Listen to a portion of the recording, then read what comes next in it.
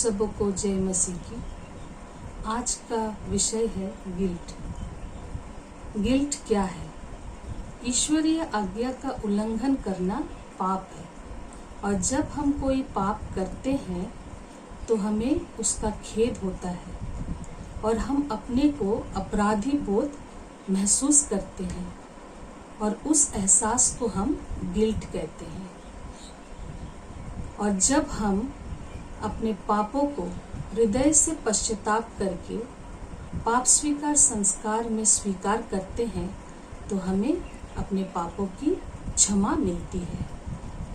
पहला यूहन्ना 1:9 में लिखा है, यदि हम अपने पाप स्वीकार करते हैं तो वह हमारे पाप क्षमा करेगा और हमें हर अधर्म से शुद्ध करेगा, क्योंकि वह विश्वसनीय तथा सत्य प्रतिज्ञ है। क्रिस्त में मेरे प्रियो, कभी कभी हम पापों की गंभीरता और प्रभाव के अनुसार उसे साधारण और आत्ममारू पाप में विभाजित करते हैं। पाप चाहे छोटा हो या बड़ा पाप है। यदि हमें उस पाप का एहसास ना हो तो हम उसी बोझ में दबकर रह जाते हैं। हम यूदस के बारे में जानते हैं कि यूदस प्रभु यीशु के 12 शिष्यों में एक थे। उन्होंने अपने जीवन को यीशु की शिक्षाओं में बिताया। फिर भी उनके शिक्षाओं को ग्रहण करने पर भी उसने चांदी के चंद सिक्कों के लिए प्रभु यीशु को अपने शत्रुओं के हाथ पकड़वा दिया, और उस पाप का गिल्ट उसे था, मगर उसने उस पाप का पश्चाताप नहीं किया था। इसी डर से कि क्या प्रभु यीशु उन्हें क्षमा करेंगे, और इसी गिल्ट से उसने अपने को फांसी लगा दी और आत्महत्या कर लिया।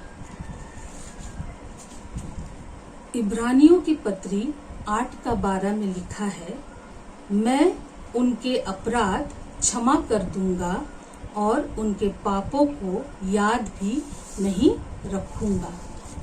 कभी कभी शैतान हमारे मन में बुरे विचारों को भरता है। जिस पाप के लिए हमने क्षमा मांग लिए हैं, किंतु शैतान हमारे मन में संदेह उत्पन्न करता है कि जो पाप हमने किया, क्या ईश्वर ने उसे क्षमा किया होगा। इफिसियों के नाम अध्याय 6 पद संख्या 11 में लिखा है, आप ईश्वर के अस्त्र शस्त्र धारण करें, जिससे आप शैतान की धूर्तता का सामना करने में समर्थ हो। जब हमें गिल्ट होता है, वो जिस पाप के लिए हमने क्षमा मांग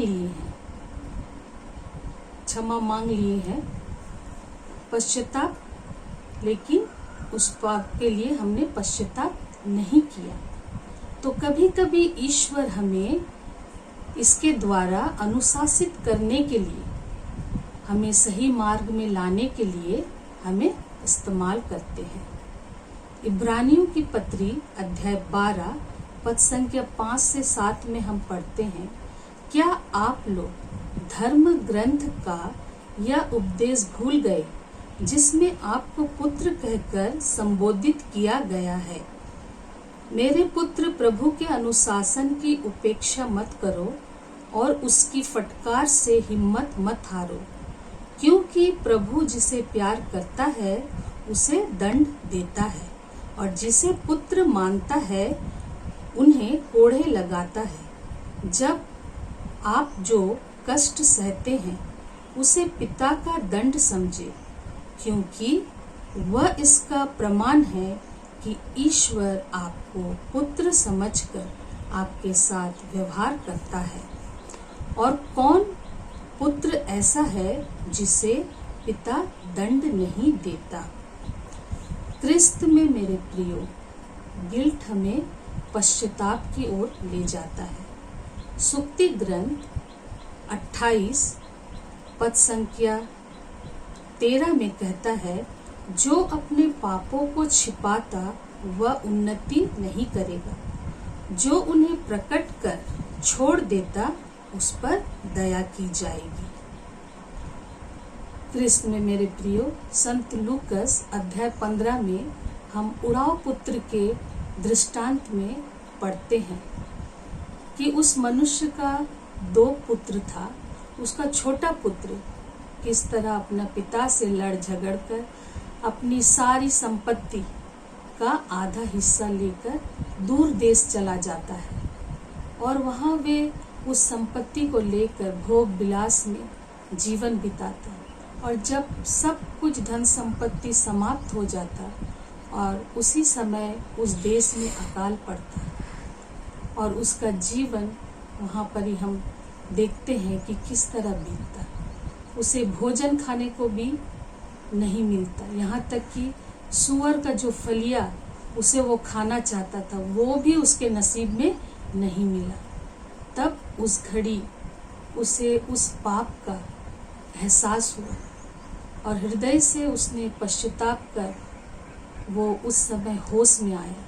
हम पढ़ते हैं 17 से 19 में, तब वह होश में आया और सोचता रहा, मेरे पिता के घर कितने ही मजदूरों को जरूरत से ज़्यादा रोटी मिलती है और मैं यहाँ भूखों मर रहा हूँ। मैं उठकर अपने पिता के पास जाऊँगा और उनसे कहूँगा, पिताजी, मैंने स्वर्ग के विरुद्ध और आपके प्रति पाप किया है। मैं आपके पुत्र कहलाने योग्य नहीं रहा। मुझे अपनी मजदूरों में से एक रख लीजिए। क्रिस्त में मेरे प्यारे भाई और बहन, उसे उस पाप का एहसास हुआ और उसने अपने पिता के पास जाकर क्षमा मांगी। भाइयों और बहनों, जब हमारे पुराने पापों के लिए हमें गिल्ट होता है, कभी कभी हम उस गिल्ट में जीवन बिताते हैं। कोई एक पाप को लेकर मैंने भी अपने जीवन में ऐसी ही कुछ गलतियां की हैं। जब मैंने कुछ सालों पहले लाइगेशन करवाया था तो उस वक्त मुझे पता नहीं था कि ईश्वर की सृष्टि में रोक लगाना पाप है। और हाल ही में मैंने बाइबल क्लास के दौरान यह जाना कि ईश्वर की सृष्टि में रोक लगाना पाप है और मुझे उस पाप का एहसास हुआ। हमें हमारे पुराने पापों में नहीं रहना है, बल्कि हमारे पापों को पीछे छोड़कर हमें अपने जीवन में आगे बढ़ना है। मैंने भी पश्चाताप किया और जो अनजाने में मैंने गलती की, मैं विश्वास करती हूँ कि ईश्वर ने मुझे क्षमा किया है।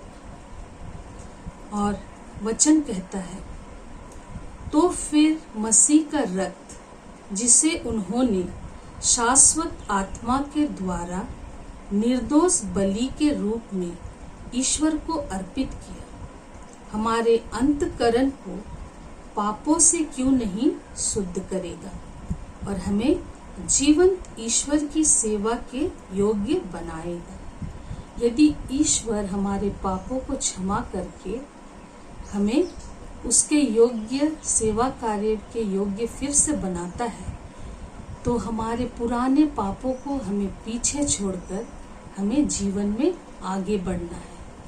हमें गिल्ट में नहीं रहना, बल्कि हृदय से पश्चाताप करके ईश्वर से क्षमा मांगना है।